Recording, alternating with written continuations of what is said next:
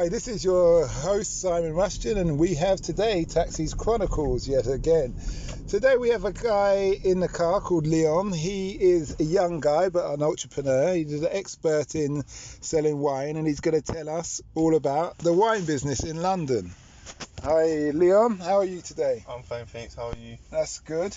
So tell us, how did you come into selling wine? What made you start selling wine? Oh, well, so one of my pals, Ryan, he done wine before. He's done gold. So basically his idea was to set up his own company because he was a junior. He went into closing, but he had all like the logistics. He knew how to set things up. So he said, "Did you want to come along?" I was a bit in and ahhing because my life was in a different place at that time. So I went along. At first, I tried to get on the phone like what we spoke about before, but I didn't really have a phone voice. So what was that? Just telling the listeners, what did we speak about before? So before we spoke about, obviously I have I would say a street tone to my voice. So some people on the phone might like it, some people won't. So he said you need to quite change it.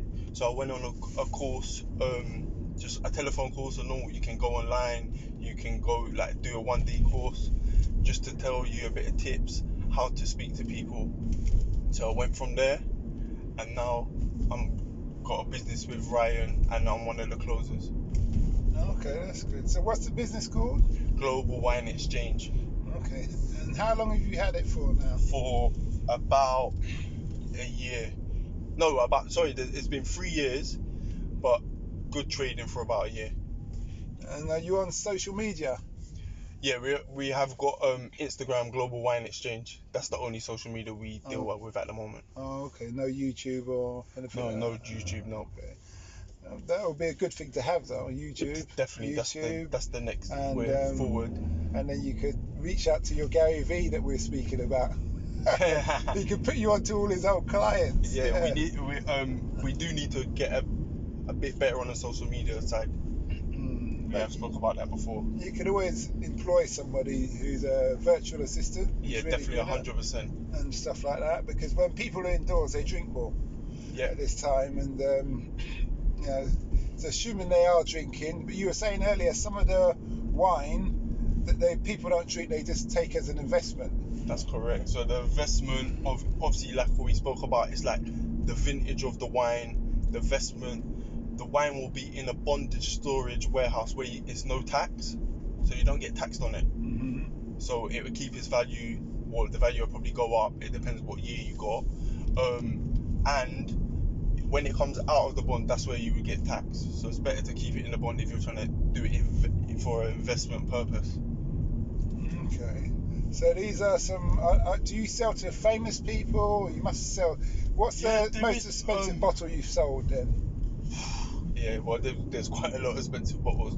I think one bottle, like a Rothschild bottle, was about $8,000. Okay. That's one bottle, but some people buy it as 6, as like a case. So they're spending mortgage money, basically. Yeah, really. There's some people who've got big money out there, and don't want to pay tax, so they put it into wine. Okay.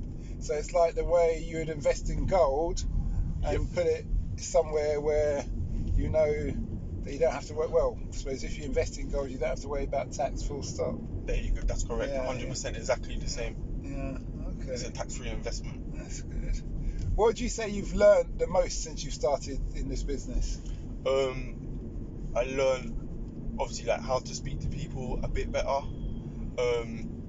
How to persuade people to spend money was a good skill. And obviously, like leadership skills. Okay. Disappointment, I think a lot. I think before I was coming from like I would say I wouldn't say a bad background, but the way I was living was a bit different to how I'm living now. Okay. So you have more security in what you're doing now? Yes, 100%. Okay. Oh, that's good. Mm-hmm. So how do you deal with disappointment? If you put a lot of working to try and make a sale, and they just say no, not today after you've done all the work? How do you deal with that? To be honest, it happens all the time. It's because you might speak to someone and they might be buzzing for it, as in say like a sale, they might buy like a £5,000 case, or they said they're gonna buy a £5,000 case. When it comes to paying the money, you phone them and they just say, oh no, I changed my mind. Okay. So it's just the trade of the game. So out of 10, how often would you say that happens? Every week. Oh, is it? Okay. Yeah, 2 to 3 people a week.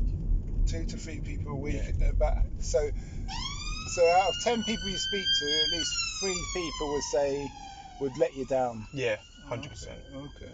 Alright. But you're always getting sales every week.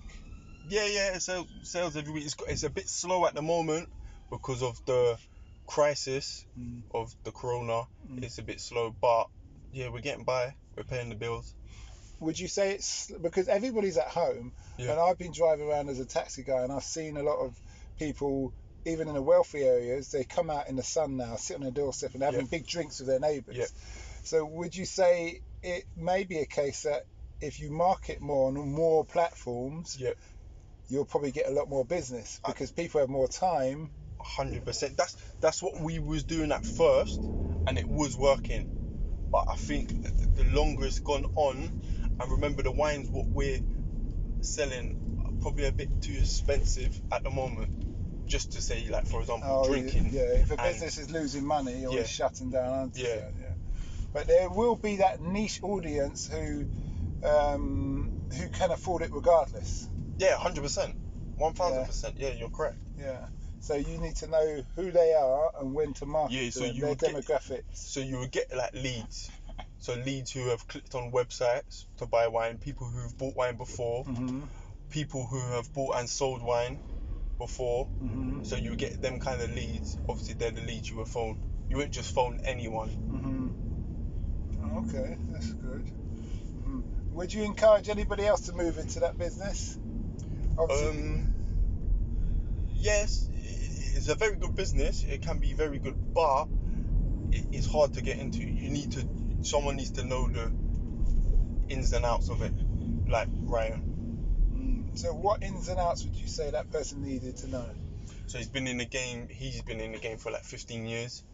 So he knows a lot of the closers. He knows a lot of the openers.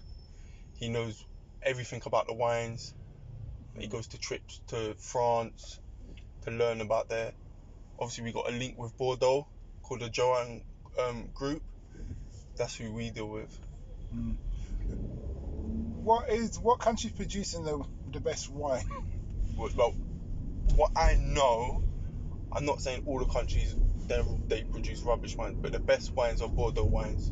Bordeaux. From France. Yeah. But you mentioned there's a Rothschilds. Yeah. Now I've heard of Rothschilds as in the business family. Yeah. Is that the same family? Yeah, that's correct. So where's their vineyard then? One of them's in France. Oh, okay. So Rothschilds is. So it's like how I can explain it. If you're like doing Champions League, like football wise, the France will be, all their teams will be in the Champions League. Okay. They're the most expensive wines. That's good. So you see it as a business that you're going to continue on? Yes, hopefully what we're trying to go into now is to sell to bigger restaurants, bigger hotels, and just bigger companies really. I like selling bulk. You mentioned about openers and closers. Just for the listeners, can you explain the difference and how it works? So openers will get a script, as in how to sell, how to project the leads, like when they're calling the leads, and just to say what we do as a company. And then if they say yes, I'm interested, it gets passed on to a closer. Then the closer is the one who should try and get the sale in. Why couldn't you have one man who did both? You can. It depends how your company works, your outgoings and your income. Would you say it's better? Some people can do both. Would you say you're better off having an opener and closer, or? It depends how busy you are, and it depends what type of person. Some people are lazy. Some people just want to close because that's where the money's at. So they don't want to open and close. Do you get what I mean? So a closer gets paid on commission, Correct. So but an opener just gets paid a basic wage. it'll get the closer will get a basic and 5%, and a closer will get between 10% and 20%. It depends what company you're working for. Okay. Alright. That's good. But there's good money in it. Yeah. So would you say, obviously not going into your financial affairs, Yeah. it's been able to pay your living, your lifestyle Yes, it's like comfortably? comfortably. Yeah. Okay. I'm from this business. I bought a flat. Oh, is it? Yeah.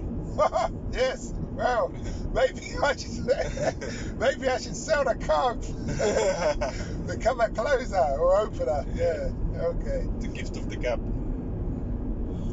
Are there any tips that you would give to? You're a closer, yeah? Yeah, that's correct. But you don't do opening. No, I don't do opening. I can do opening, but I don't do it right now.